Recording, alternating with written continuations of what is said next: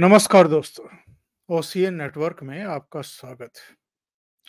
Bharatiya Janata party के वरिष्ठ नेता और केंद्रीय गृह मंत्री अमित शाह ने दिल्ली की राजनीति को गरमा दिया है और उन्होंने एक बार फिर अरविंद केजरीवाल को निर्लज्ज नेता बताया है, बेशर्म नेता बताया। हालांकि इसके बाद आम आदमी पार्टी की तरफ से भी रिएक्शंस देखने को मिले, खासतौर से सोशल मीडिया पर, और अमित शाह और प्रधानमंत्री नरेंद्र मोदी पर उन्होंने अटैक करने शुरू किए हैं। और आम आदमी पार्टी जब इस तरह की चीजें करती है, इस तरह के रिएक्शंस देती है, तो वो भूल जाती है कि जाने अनजाने, चाहे अनचाहे, वो भारतीय जनता पार्टी के ट्रैप में फंस रही है। दिल्ली में जो 7 लोकसभा सीटें हैं, 2014 और 2019 दोनों में ही आम आदमी पार्टी का खाता नहीं खुल पाया था। मैं आपको आंकड़े भी दूंगा, इनको कितने प्रतिशत वोट शेयर मिले थे। और कांग्रेस का भी खाता नहीं खुला, ना 2014 में ना 2019 में। दोनों बार नरेंद्र मोदी की झोली में सातों सीटें दिल्ली की जनता ने डाल दी थी। और इस बार भी नतीजा वही रहे, इसके लिए भारतीय जनता पार्टी ने फूल प्रूफ रणनीति तैयार की है दिल्ली को लेकर के। अब ये तो चिल्ला रहे हैं कि साहब, लोकसभा चुनाव से ठीक पहले, यानी मतदान से कुछ समय पहले, 1 डेढ़ महीना पहले, अरविंद केजरीवाल को ईडी के जरिए उठा करके इसलिए जेल में डाल दिया गया है ताकि दिल्ली में कोई चुनौती देने वाला ही ना बचे। हालांकि अरविंद केजरीवाल की पत्नी सुनीता केजरीवाल तो स्टार प्रचारक बना ही दी गई हैं और वो तो रोड शो वगैरह कर ही रही हैं। महाबल मिश्रा के लिए कर चुकी, कुलदीप के लिए कर चुकी, उधर गुजरात में भी वो चुनाव प्रचार कर आई हैं। पर भारतीय जनता पार्टी ने क्या काम किया है? जो पिछली बार यानी 2019 में उनके 7 एमपी जीत करके आए थे, उनमें से मनोज तिवारी को छोड़ करके बाकी 6 को चेंज कर दिया गया है। अब नई दिल्ली से बांसुरी स्वराज, जो सुषमा स्वराज की बेटी हैं, उनको उतार दिया गया मैदान में। चांदनी चौक से इस बार प्रवीण खंडेलवाल को ले आए, पूर्वी दिल्ली से हर्ष मल्होत्रा को ले आए। इसी तरीके से अगर हम देखें तो दक्षिण दिल्ली से रामवीर विधुड़ी को ले आए, पश्चिमी दिल्ली से कमलजीत सहरावत को मैदान में उतार दिया, उत्तर पश्चिम से योगेंद्र चंदोलिया को मैदान में उतार दिया। यानी 7 में से 6 कैंडिडेट बदल दिए। इसके बावजूद कि हार जीत का अंतर अच्छा खासा था 2019 में भी। अमित शाह बातचीत कर रहे थे टाइम्स नाउ चैनल से, और टाइम्स नाउ की जो संपादक हैं, उन्होंने एक सवाल पूछा कि क्या ये ठीक लगता है कि अरविंद केजरीवाल जेल में हैं और वहीं से वो मुख्यमंत्री बने हुए हैं और दिल्ली की सरकार चलाने का दावा कर रहे हैं। तो अमित शाह ने क्या टिप्पणी की है, पहले तो जरा वो सुन लेते हैं और इसके बाद इस पर भी बात करते हैं कि आम आदमी पार्टी और कांग्रेस चूंकि मिलकर के चुनाव लड़ रही हैं दिल्ली में, तो भारतीय जनता पार्टी ने किस तरीके से व्यवस्थाएं की हैं और इनको 2014 और 2019 की तरह परास्त करने की रणनीति किस तरह की है। जरा देख लेते हैं कि क्या जवाब दिया है अमित शाह ने। मुझे एनकाउंटर के मामले में कांग्रेस सरकार ने जेल में डाला था। बाद में कोर्ट ने कहा कि पॉलिटिकल षड्यंत्र है कर मुझे बरी किया मतलब मेरे आरोप खारिज कर दिए, स्क्रैप कर दिए। परंतु मैंने भी अरेस्ट होने से पहले इस्तीफा दे दिया। हेमंत सोरेन जेल में गए, अरेस्ट होने के पहले वो इस्तीफा दे दिया। अब संविधान में ऐसा कोई प्रोविजन ही नहीं है कि ऐसा कोई करेगा तो क्या होगा, क्योंकि संविधान सभा ने ऐसे निर्लज्ज मुख्यमंत्री चुन कर आ जाएंगे जो जेल में जाने के बाद भी इस्तीफा नहीं देंगे। ऐसे सत्ता लोलुप लोग आ जाएंगे, इसकी कल्पना ही नहीं करी थी। शायद उनको ये इतना विजुअलाइज नहीं कर पाएंगे। मैं इस विषय पर अभी कुछ बोलना नहीं चाहता। देश की जनता तय करे कि ऐसे निर्लज्ज मुख्यमंत्री होने चाहिए या नहीं होने। अपने इस करीब करीब 30-35 सेकंड के बयान में अमित शाह ने 2 बार अरविंद केजरीवाल को निर्लज्ज मुख्यमंत्री बोला है, बेशर्म मुख्यमंत्री बोला है।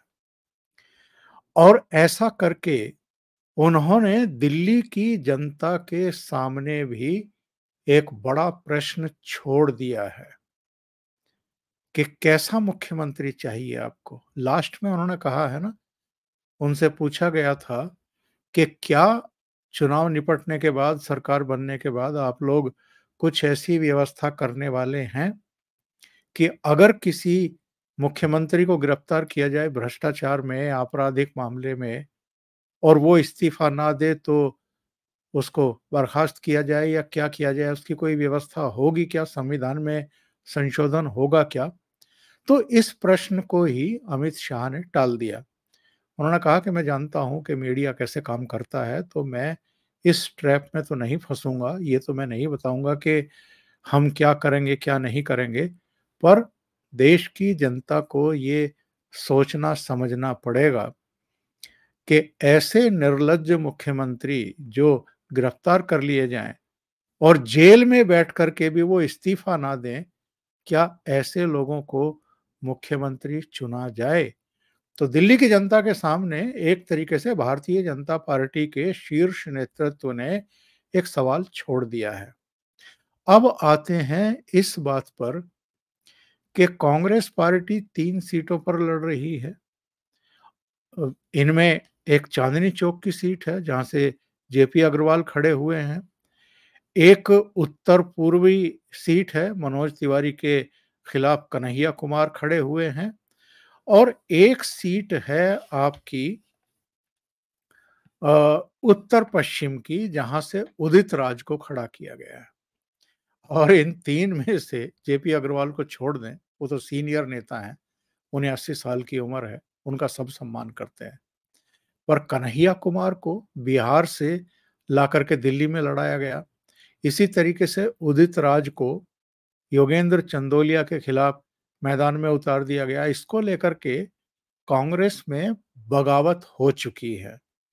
और आप जानते हैं कि अमरिंदर सिंह लवली, जो इनके प्रदेश अध्यक्ष थे, अरविंदर ने न केवल प्रदेश अध्यक्ष पद छोड़ा, बल्कि उनके साथ कई दूसरे नेताओं ने भी अपने पद छोड़ दिए। और सैटरडे को ये लोग शामिल हो गए भारतीय जनता पार्टी में। अमरिंदर सिंह लवली भी, राजकुमार चौहान भी, इसके अलावा भी कुल मिलाकर के 5 नेता, नसीब सिंह समेत 5 नेता जो हैं, वो भारतीय जनता पार्टी में शामिल हुए। क्या कहा है उन्होंने शामिल होने के बाद, वो यहाँ पर दिया गया है। उन्होंने कहा है कि मुझे कांग्रेस पार्टी के अध्यक्ष पद से इस्तीफा दिए 1 हफ्ता हो गया, लेकिन हमारी किसी बात पर कांग्रेस ने गौर नहीं किया। उल्टा मुझ पर आरोप प्रत्यारोप लगने लगे। फिर हम लोगों ने फैसला किया कि हम घर में नहीं बैठना है हमें, और हमें भारतीय जनता पार्टी में शामिल होकर के सक्रिय भूमिका निभानी है।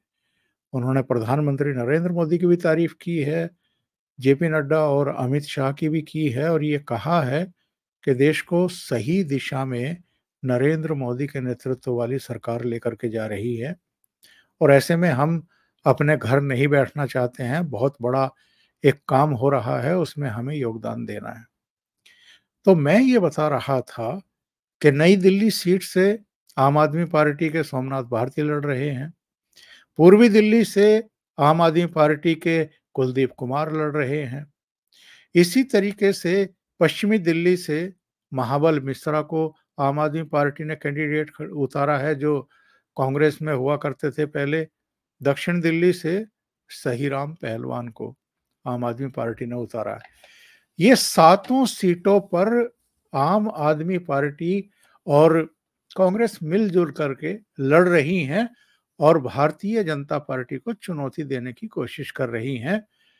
इस बार भारतीय जनता पार्टी 7 की 7 सीटें ना जीत पाए, इसके लिए दोनों मिलकर के चुनाव लड़ रहे हैं, जो एक दूसरे को फूटी आंखों देखना भी पसंद नहीं करते रहे हैं अब तक।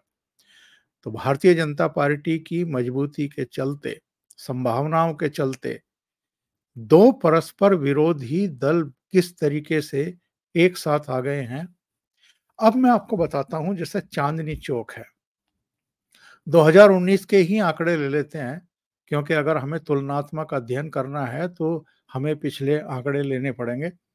चांदनी चौक में भारतीय जनता पार्टी को 53% वोट शेयर मिला था, कांग्रेस को 30% मिला था, आम आदमी पार्टी को 15% मिला था। इन दोनों को मिला भी दें, कांग्रेस और आम आदमी पार्टी को, तो बीजेपी के जो 53% थे उसके सापेक्ष में ये केवल 45% पर जाकर के रुक जाते हैं। नॉर्थ ईस्ट में भारतीय जनता पार्टी को 54% वोट शेयर मिला था और इन दोनों को मिलाकर के 32%, कोई मुकाबला ही नहीं है। ईस्ट दिल्ली में भाजपा को 55% वोट शेयर मिला था, इन दोनों के मिलाकर के 41% बैठते हैं, यानी 14% अभी भी बीजेपी के ज्यादा हैं। नई दिल्ली में 55% बीजेपी को मिला था, इन दोनों को मिला ले तो 43% मिला था, यानी 12% अभी भी बीजेपी के ज्यादा हैं। 2019 की बात कर रहे हैं, अभी भी वही सिचुएशन है। वेस्ट दिल्ली, पश्चिमी दिल्ली, जहां से प्रवेश वर्मा जीते थे, वहां 60% वोट शेयर मिला था भारतीय जनता पार्टी को, और इन दोनों को भी मिला लें तो 36% है। इसी तरीके से नॉर्थ वेस्ट की जो सीट है वहां भी 60% मिला था बीजेपी को, और इन दोनों को मिला लें तो वही 37% के आसपास। साउथ दिल्ली में बीजेपी को 56% मिला था और इनको दोनों को मिला करके 39%, यानी कोई मुकाबला ही नहीं है। आज एक और घटना हुई है।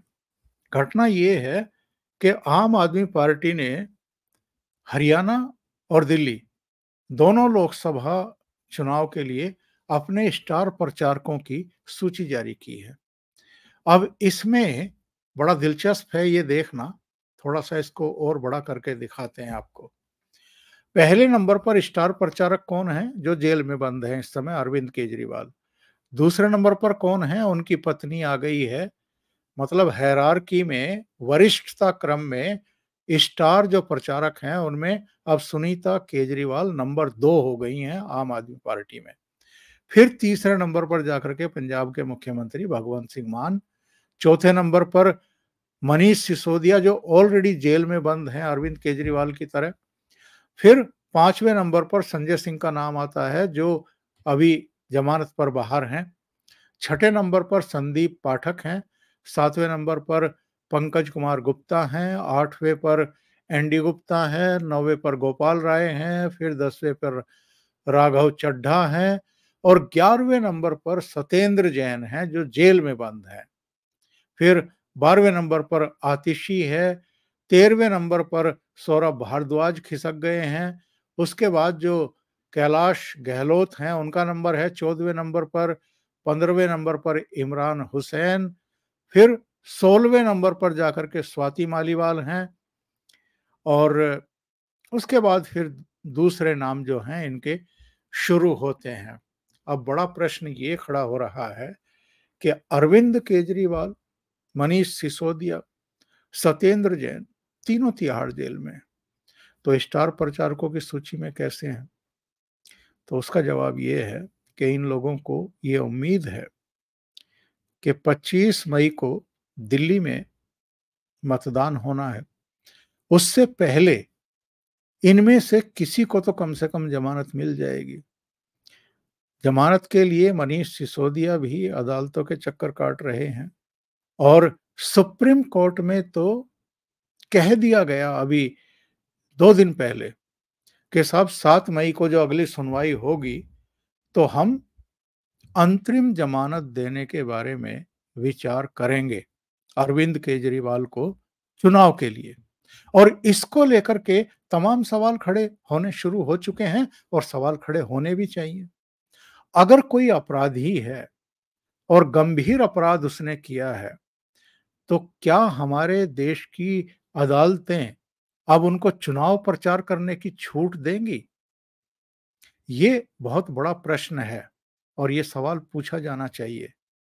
लेकिन अरविंद केजरीवाल को, मनीष सिसोदिया को, सत्येंद्र जैन जैसे जो अलग-अलग आरोपों में बंद हैं, उनको कुछ तो उम्मीद रही होगी, जिस वजह से स्टार प्रचारकों की सूची में इन सब के नाम हैं। ये देखना मेरे लिए और आप जैसे लोगों के लिए भी दिलचस्प होगा कि जब पंजाब के लिए स्टार प्रचारकों की सूची जारी की जाएगी, तो उसमें किन-किन के नाम होंगे? क्या हरभजन सिंह का नाम भी होगा, जो अरविंद केजरीवाल के जेल जाने के बाद से ही एकदम खामोश हैं। वो राज्यसभा में भेजे गए थे आम आदमी पार्टी की तरफ से और उन्होंने एक भी ट्वीट अरविंद केजरीवाल के पक्ष में नहीं आज तक जारी किया है। बताते हैं बीच में संदीप पाठक और कुछ दूसरे लोगों ने कोशिश की थी कि जितने भी राज्यसभा में भेजे गए सांसद हैं, कुल मिलाकर के 10 हैं, जिनमें से 2 तो उस समय बाहर थे। स्वाति मालीवाल अमेरिका में थी कि जी मेरी बहन बीमार है और राघव चड्ढा आप जानते हैं कि लंदन में वो लगातार ये कह रहे हैं कि मेरी आँख का ऑपरेशन होना है या आँख में कोई प्रॉब्लम है इसलिए मैं लंदन में हूँ। तो वो बाकी के जो मेंबर ऑफ पार्लियामेंट थे, उनमें से केवल 4 ही सुनीता केजरीवाल के घर गए थे एकजुटता प्रदर्शित करने के लिए और बाकी नहीं गए, जिनमें पूर्व क्रिकेटर हरभजन सिंह भी शामिल हैं। तो पंजाब के लिए पंजाब में 1 जून को मतदान होना है। तो पंजाब के लिए जब स्टार प्रचारकों की सूची जारी होगी तो वो रहेंगे या नहीं रहेंगे उस सूची में, ये भी देखना बड़ा दिलचस्प होगा। अभी के लिए इतना ही। बहुत-बहुत धन्यवाद। अगर आपको ये चैनल और इसके कंटेंट पसंद आ रहे हैं, तो लाइक करें, कमेंट करें, वीडियो को शेयर भी करें। अभी तक अगर आपने ये चैनल सब्सक्राइब नहीं किया है, तो सब्सक्राइब कर लें और साथ में लगे बेल आइकॉन को दबा दें, ताकि आगे आने वाले वीडियो और उनके नोटिफ़िकेशन आप तक पहुँचते रहें। बहुत-बहुत धन्यवाद। नमस्कार।